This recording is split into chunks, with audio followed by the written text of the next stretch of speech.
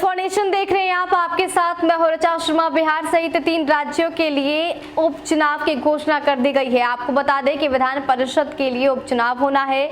28 जनवरी को इस चुनाव की घोषणा की गई है। निर्वाचन आयोग की तरफ से इस बात की जानकारी दी गई है कि 15 सीटों के लिए ये उपचुनाव होंगे।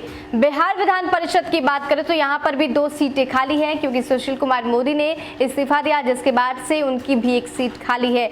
इसके साथ 2 सीटों पर उपचुनाव 28 जनवरी को होने हैं। पूरी खबर क्या है आपको बताते हैं। चुनाव आयोग ने बिहार सहित 3 राज्यों में विधानसभा कोटे की विधान परिषद की 15 सीटों के लिए चुनाव की घोषणा कर दी है।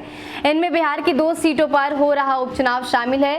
चुनाव आयोग के अनुसार उत्तर प्रदेश के 12 और बिहार में 2 और आंध्र प्रदेश में 1 विधान परिषद की सीट के लिए आगामी 28 जनवरी को मतदान होंगे। इसके लिए अधिसूचना 11 जनवरी को जारी कर दी जाएगी।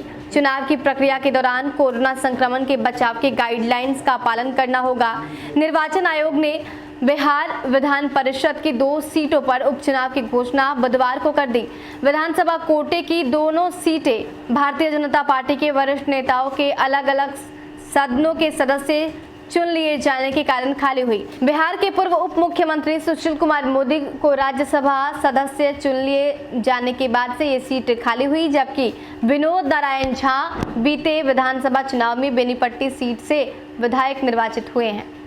सुशील कुमार मोदी की सीट की अवधि 5 मई 2024 तक, तो विनोद नारायण झा की सीट की अवधि 21 जुलाई 2020 तक है। दोनों सीटों के लिए 28 जनवरी को चुनाव होंगे। इसके लिए 11 जनवरी को नोटिफिकेशन जारी कर दी जाएगी। नामांकन की आखिरी तारीख 18 जनवरी है। अगर 2 या फिर ज्यादा प्रत्याशियों ने नामांकन किया तो 28 जनवरी को सुबह 9 बजे से शाम 4 बजे तक मतदान होंगे। 28 जनवरी को ही मतों की गिनती का परिणाम भी घोषित कर दिया जाएगा। बिहार के अलावा उत्तर प्रदेश में 30 जनवरी को विधान परिषद के रिक्त हो रही 12 सीटों के लिए चुनाव होंगे।